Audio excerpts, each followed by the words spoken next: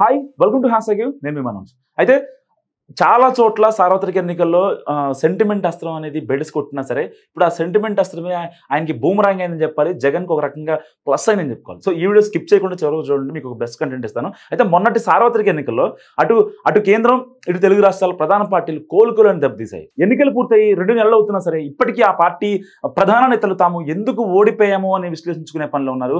ఎక్కడ లోపం జరిగింది, ఎందుకు తమ ప్రజాగ్రహానికి గురవ్వాల్సి వస్తుందని ఇంకా వాళ్ళ మనస్తాపం ఇంకా అలాగే ఉంది. సో ఎక్కడో మనసు పొరల్లో ఈ యొక్క నలుసు వేధిస్తూనే ఉంది. సో కేంద్రంలో బీజేపీ రాజకీయంగా ఏకంగా రాముడినే వాడుకుంది. ఇటు బీఆర్ఎస్ అధినేత కేసీఆర్ 2 పర్యాయాలు తాను బలంగా నమ్ముకున్న సెంటిమెంటే గత ఎన్నికల్లోనూ వాడుకుంది. సో ఇక ఏపీలో జగన్ సైతం తన తండ్రి మరణం తర్వాత రగిలిన ఎమోషన్లో గెలిచేసి మళ్ళీ అదే ఎమోషన్తో ఓట్లను రాబట్టుకోవాలనుకున్నారు. అయితే వీరి ముగ్గురికి సార్వత్రిక ఓటింగ్ సాక్షిగా జనం దిమ్మ తిరిగే షాక్ ఇచ్చారు.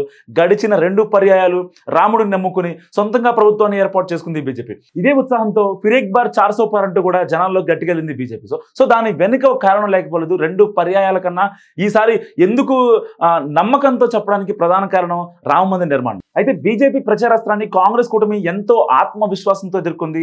తమ పార్టీకి 40 సీట్లు కూడా రావని ఎద్దేవా చేసిన బీజేపీకి సంకీర్ణ ప్రభుత్వమే దిక్కనేలా చేయడంలో కాంగ్రెస్ పార్టీ విజయం సాధించింది.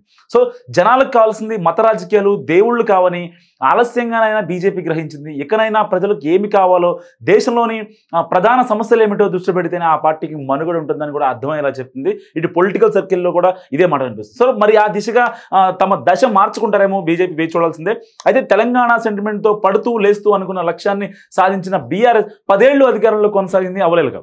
కానీ మూడోసారి మాత్రం చాలా గట్టి దెబ్బతింది. తాము ఏం చెప్పినా నమ్మేస్తారని ఆ పార్టీ అగ్రనేతలు భావించడమే ఇందుకు ఒక కారణంగా చెప్పొచ్చు. పైగా మూడోసారి చాలా ఈజీగా గెలిచేస్తామని మితిమీరిన ఆత్మవిశ్వాసం ఆ పార్టీ నేతల్లో కనిపించింది. తెలంగాణ సెంటిమెంట్ అయితే వర్కౌట్ అయింది ఈ 10 ఏళ్ళు. కానీ అందుకు తగ్గ రీతిలో నీళ్లు, నిధులు, నియామకాలు విషయంలో తెలంగాణ ప్రజలు తమకు అన్యాయమే జరిగిందని భావించడమే ఆ పార్టీ ఓటమికి ప్రధాన కారణం. సో సామాన్య ప్రజల పక్షాన చేరకుండా కేవలం సమాజంలో కొన్ని వర్గాలని నెత్తికెక్కించుకోవడం, ఉద్యమకారులను పక్కన పెట్టడం, ఇతర పార్టీల నుంచి వలసలు వచ్చిన వారికి పెద్దపేట వేయడం, ఇవన్నీ పార్టీ ఓటమికి కారణమయ్యాయి. ఇలాంటి పరిస్థితిలో మళ్ళీ సెంటిమెంట్ రాజకీయాలను చూసిన ఓటర్లు మాత్రం దానిని తిప్పికొట్టారు, గట్టి షాక్ ఇచ్చారు. సో రాజకీయాల్లో ఎమోషన్ తీవ్ర ప్రభావం చూపుతాయనేది బహిరంగ రహస్యమే. కానీ ఎల్లకాలం ఎమోషన్స్ ఆశించిన ఫలితాలను పంచిపెట్టలేవు.